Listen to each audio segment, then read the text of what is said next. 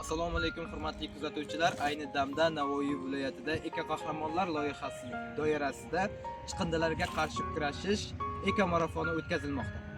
Navoiy viloyat Eko qahramonlar loyihasi doirasida bugun biz tashkiliy jamoa hamda rahbarimiz bilan birgalikda chiqindilarni hamda tabiatni asrash bo'yicha eko blogging o'tkazamiz.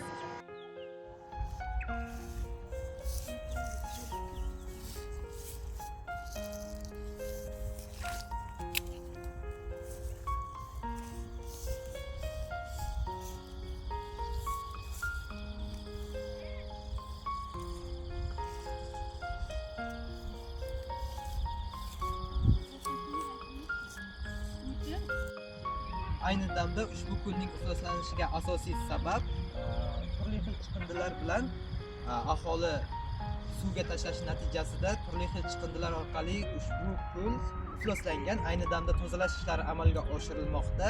Qisqa muddatda obodonlashtirish ishlari tugatilgandan so'ng sun'iy ko'l yana qayta tiklanadi.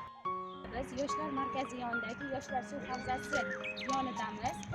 Bu suvning olib tashlanishining asosiy sababi ko'pgina chiqindilarning tashlanishi va bu yerni toza hududga aylantirish. Ayni damda bu yerda obodonlashtirish ishlari olib borilmoqda. Assalomu alaykum. Ayni damda biz Eko qahramonlar loyihasi doirasida eko intervyu olyapmiz. Ekologiya tushunchasi siz uchun nima? Atrofni asrash va shu chiqindilar tashlamasdan o'z hissamizni qo'shish deb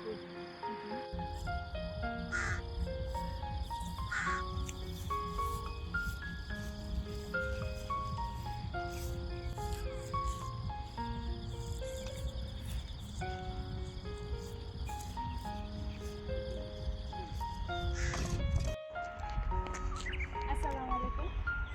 Eko qahramonlar loyihasi doirasida eko intervyu olyapmiz. Ekologiya siz uchun nima? Tozalik.